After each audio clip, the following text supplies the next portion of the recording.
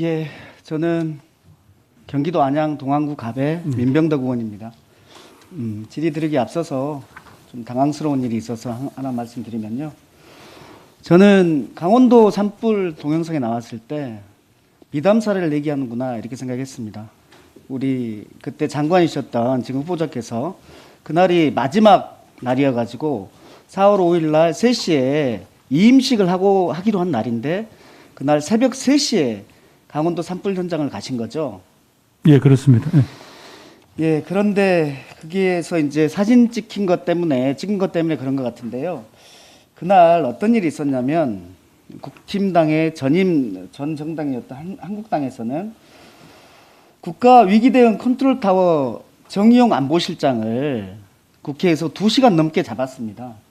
그래서 이제 홍영표 의원이 정의용을 보내자라고 하니까 나경원 그때 원내대표죠. 청와대 사람을 부르기 쉽나 하면서 2시간 넘게 잡은 그런 일이 있었는데 이게 그렇게 됐다는 게 저로서는 야, 이게 내로남불이구나 라는 생각이 들고요.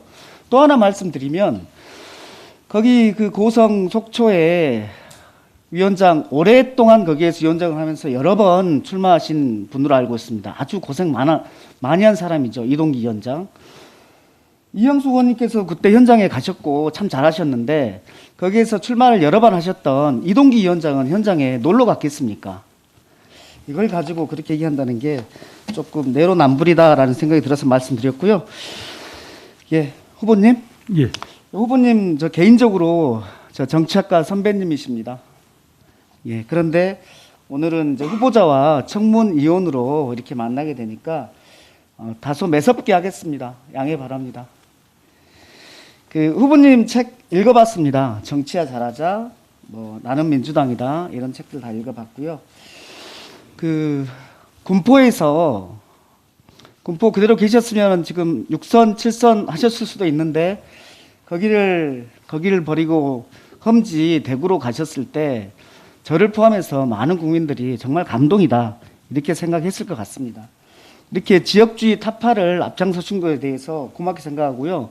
그 마음 그대로 국민의 대통합을 이룰 수 있는 총리가 돼주시길 바랍니다. 우리 총리로서 할 일들 많이 계시겠지만 지금 1년 정도 남짓인데요. 코로나 극복이 가장 중요하지 않겠나 생각을 합니다. 어떻습니까? 그렇습니다. 지금 빨리 코로나를 백신 등 여러 방법을 통해서 극복을 해서 국민들에게 일상적인 생활 또 국민들의 경제 활동이 가능한 그런 걸 돌려드리는 게 임무라고 생각합니다. 예, 그래서 저는 3가지 방안이 있다고 생각합니다. 가장 중요한 것은 방역을 잘해야 되겠죠. 그리고 두 번째는 방역으로만은 부족하니까 백신을 빨리 맞춰서 집단 면역을 이루어야지 마스크를 벗지 않겠습니까? 세 번째는 이 과정에서 이제 필요한 겁니다. 엄청나게 경제적 피해를 당한 그 분들을 구제하는 것. 이 3가지가 필요하다고 생각하는데 어떠신가요? 예, 지금 큰 방향은 의원님 지적이 옳습니다. 예. 예. 저는 그래서 그 앞에 방역과 백신과 관련해서는 다른 분들이 말씀하실 거고 저는 경제 부분에 대해서 말씀을 좀 드리겠습니다. 먼저 PPT를 먼저 좀 보겠습니다. 잘 안 보이실 텐데요. 저게 그 목동에 있는 요가학원 원장님이 이제 저한테 제가 간담회를 할 때 보내주신 겁니다. 그 내용을 보면 그 고정비만 봤을 때 이런 손해가 이렇게 났다라는 것을 말씀하시는 거거든요. 좀 보이시나요? 예, 저는 보입니다. 예. 예. 좀 보시면 임대료 이게 이렇게 됩니다. 3월 16일이 영업 제한이었다가 3월 23일이 영업 금지로 바뀝니다.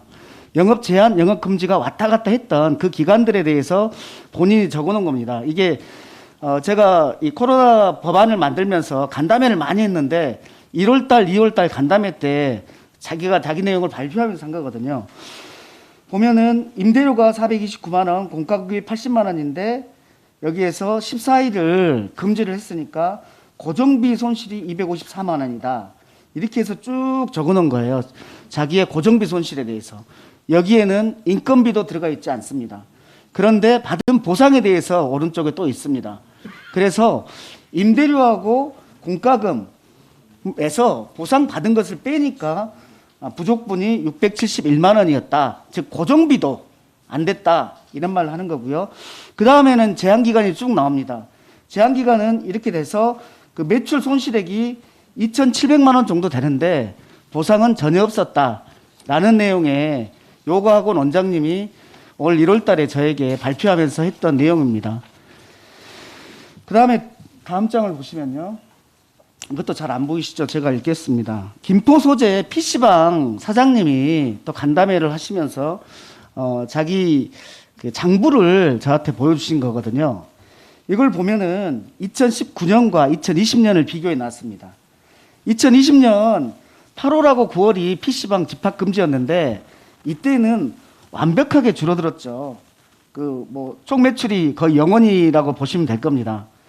그런데 그 집합 금지가 되기 전에 2020년 총 매출 세 번째 줄을 보면은 1월 달이 7,200 정도였다가 2월 달이 6,300 계속 줄어들죠. 3월 달에 4,200, 5월 달, 6월 달 되면은 2,300 정도로 줄어듭니다. 그 다음에 8월 달이 1,400으로 줄어들었다가 9월 달에 590만 원으로 이렇게 줄어듭니다.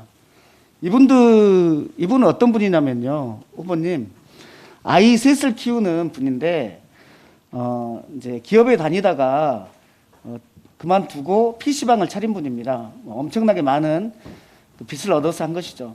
그런데 부인은 학교 선생님이시라는데 지금 파산을 신청해 놓은 사람입니다. 어떻습니까? 이런 분들이 정말 많다고 생각하시면 됩니다. 예. 그래서요, 저는 이렇게 코로나 때문에 그 자세한 것은 또 오후에 할 때 좀 더 말씀드리겠습니다. 예, 그렇게 해주시면 예, 저희들도 정부에서 가난한 이분들을 지원할 수 있는 방안이 뭔지 국회에서 기본적으로 손실보상법을 제정해 주시면 또 그 과정에서 정부가 할 수 있는 최대한이 무엇인지도 정확하게 말씀을 드리겠습니다. 예.